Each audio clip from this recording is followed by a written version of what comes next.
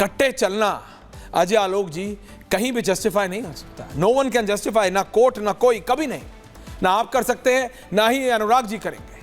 सर्वे वाली बात पे आपका व्यू पॉइंट अलग हो सकता है, अनुराग जी का व्यू पॉइंट अलग हो सकता है, लेकिन दंगे, आगजनी, पथराव, चट्टे चलना, कट्टे चलाना ये कैसे सही है? और जो संभल में हुआ वो आपने और हमने सबने देखा है, कैसी प्रतिक्रियाएं आई वो हम सबने देखा है। आज सचमुच ठंड बढ़ गई है नॉर्थ इंडिया में, क्योंकि अनुराग भदौरिया के हरे कुर्ते के ऊपर there is a nice dashing black jacket, both of them on air. Ajay Alok ji first you, और कुछ कॉमन है आज आप दोनों में, ब्लैक जैकेट। अजय आलोक जी।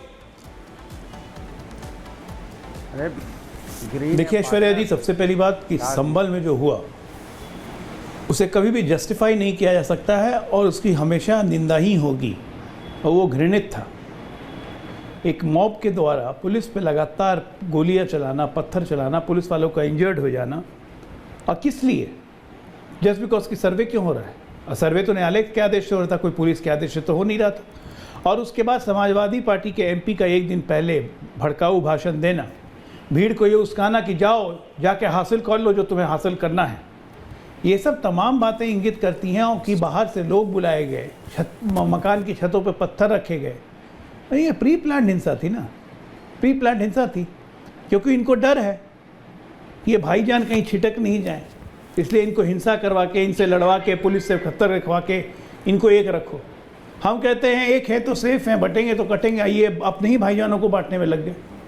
तब तक नहीं कहानी आगे कि विधायक और सांसद के समर्थक भी आपस में लड़ गए थे, तुर्क वर्सेस पठान। तो ये पूरी की पूरी क्रोनोलॉजी है। आज देखिए, आज इसी तरह से संभल में नहीं हुआ, लेकिन यहाँ दिल्ली के बगल में एक जगह और इसी तरह आपस में ही कम्युनिटी में पत्थर चल गई, आपस में ही पे। तो ये बड़ा डिस्टर्बिंग ट्रेंड है कि जहाँ आप लॉ को नहीं मानेंगे, कानून व्यवस्था को अपने हाथ में लेंगे, उसके बाद उसको जस्टिफाई करेंगे। वो तो पुलिस की सजगता और पुलिस की मुस्तैदी ने सारे इंसिडेंट्स को रोक लिया। आज जुमे की नमाज भी शांतिपूर्वक पढ़ी गई। ये मिसक्रिएंट्स कुछ ही होते हैं, लेकिन ये मिसक्रिएंट्स पूरे समाज में एक भय का वातावरण पैदा कर देते हैं, और ऐसे ऐसे मिसक्रिएंट्स को जब राजनीतिक दल संरक्षण देते हैं, उनके फेवर में बोलते हैं, उनके फेवर में खड़े हो जाते हैं, तो माहौल तो बिगड़ेगा ही, और इसलिए पुलिस की जिम्मेदारी और बढ़ जाती है।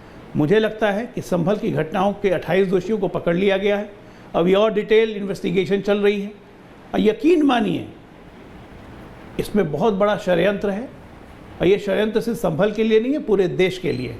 ये अस्थिरता पैदा करने का एक कुत्सित प्रयास है जो ये लोग कर रहे हैं लगातार 4 जून के बाद से, क्योंकि बिल्कुल निराश और हताश हो चुके हैं, और अब उत्तर प्रदेश में 9 में से 7 हार के और इनकी कमर टूट चुकी है, इसलिए हर वो प्रयास करेंगे जिससे समाज में अस्थिरता है। अनुराग जी, अनुराग भदौरिया। अनुराग जी।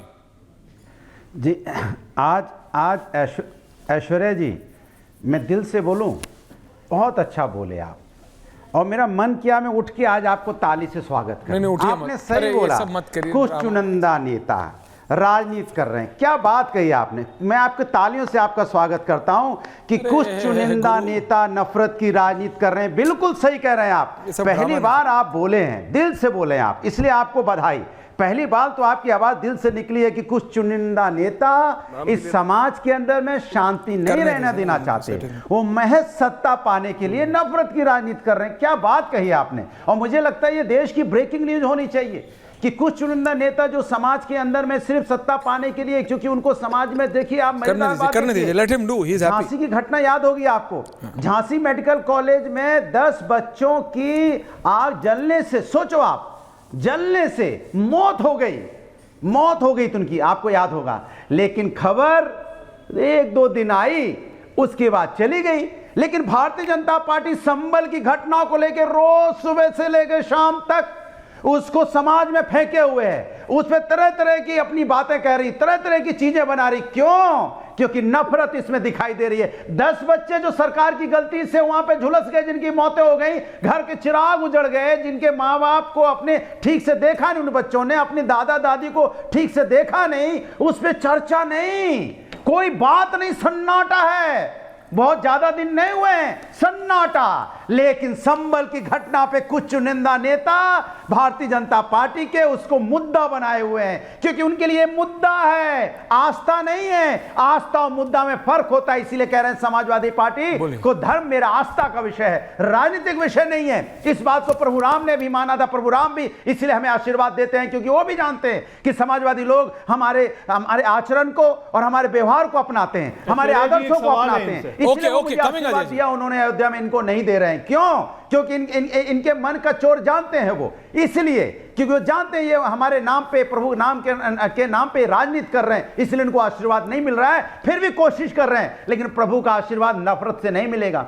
सनातन नफरत नहीं सिखाता, सनातन यहां तो प्रेम की भाषा सिखाता है, सनातन जोड़ने की बात करता है, सनातन आपस में एक दूसरे के साथ रहने का, सौहार्द का वातावरण बनाने की बात होता है। तभी तो हम पूरे विश्व को वसुदेव कुटुंबकम के नाम से जानते हैं, क्योंकि हम ब्रह्मांड को अपना मानने वाले लोग हैं। ये वो लोग हैं जो अपने पड़ोसी को भी अपना नहीं मानने को तैयार है। ये वो लोग हैं जो हिंदुस्तानी को हिंदुस्तानी से लड़ा रहे हैं। ये वो लोग हैं जो समाज को समाज से लड़ा रहे हैं। ये वो लोग हैं जो एक दूसरे से लड़ा के सत्ता पाना चाहते हैं। सोचिए प्रभु राम का आशीर्वाद ऐसे लोगों को कैसे मिल सकता है जो समाज के अंदर इस तरह की राजनीति करेंगे। अनुराग जी, मैं आपसे कह रहा हूं, सवाल है, आपको बधाई एक नहीं दो अजय जी, दो नेता, एक सवाल, अनुराग जी, अजय जी दो पूछे। अनुराग जी, मैं एक दिन अजय जी के पड़ोसी से सच में पूछ लूंगा कि अजय जी अपने पड़ोसी से खुश नहीं है क्या। सेकेंडली ये बात, आप खड़े हो जाइए, लेट जाइए, उखड़ू हो जाइए, आप बात समझिए।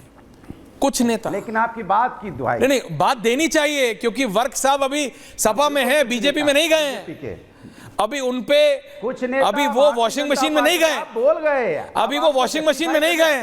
जब वॉशिंग मशीन में चले जाएं तो आप वो भी एलिगेशन लगा लेना बीजेपी के ऊपर।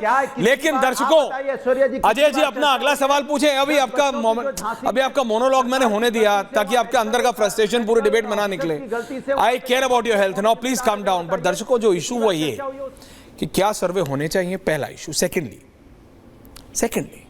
अगर हो रहा है सर्वे, आप डिसएग्री करते हैं, आप दंगे होने देंगे?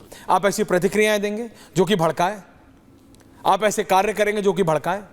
तीसरी बात, उसके बाद जब वो हो जाए, सब हो गया, आप मुझे बताइए, एक समाजवादी पार्टी के नेता जो वहां गए हों, अपने उनके कॉन्स्टिट्यूएंट्स के पास, वहां के विधायक भी सपा है, वे सपा के हैं, सांसद भी सपा के हैं, क्या उन्होंने जाके अपने लोगों से बात की और समझना चाहा कि व्हाई डिड दिस हैपन? ये जो तुर्क वर्सेस पठान की थ्योरी आई है, ये गलत है, बीजेपी की प्रोपेगेटेड है, कि असलियत में ग्राउंड में हुआ है। एसपी की बंदूक छीनने की हिम्मत किसने की? हॉल्स्टर के अंदर से, यूनिफॉर्म में सुपरिटेंडेंट ऑफ पुलिस डिस्ट्रिक्ट का एसपी सिटी खड़ा है, उसके हॉल्स्टर में, पेटी पे हॉल्स्टर लगा है, उसकी सर्विस रिवॉल्वर छीनने की हिम्मत किसमें हो जाती है? आप मुझे बताइए। बड़े बड़े गुंडे देखे हैं साहब, बिना बैकिंग के कोई करेगा? किसी की हिम्मत होगी? जब तक उसे यह नहीं पता होगा, अरे एसपी क्या साहब, एसएसपी के भी छीन लूंगा तो भी कोई बचा ले जाएगा, सांसद साहब फोन कर देंगे, विधायक जी फोन कर देंगे। मैं जेन्युइन बात कर रहा हूं, बताइएगा। मैं दर्शकों से बोल रहा हूं, यहां पे आके ताली बजाना बात अलग है बॉस, आप भी राजनेता हैं, रियलिटी समझिए हो क्या रहा है। Ajay Alok question and then I am opening the debate. Ajay Alok ji, Anurag ji अभी आप काम डाउन कीजिए प्लीज, थैंक यू। मेरा बहुत छोटा सा प्रश्न है, आपके दर्शक भी इस प्रश्न को समझेंगे और मुझे उम्मीद है कि भदौरिया जी लॉजिकल आंसर देंगे। एक वीडियो संबल हिंसा के बाद वायरल हुआ था, उत्तर प्रदेश के चुनाव के बाद भी एक वीडियो वायरल हुआ था। दोनों वीडियो को एडिट करके अगर किसी पार्टी का प्रमुख, अखिलेश यादव की बात कर रहा हूँ, अगर उसको डालता है तो ये क्या साबित करता है? और क्या ये जिम्मेदार हरकत है?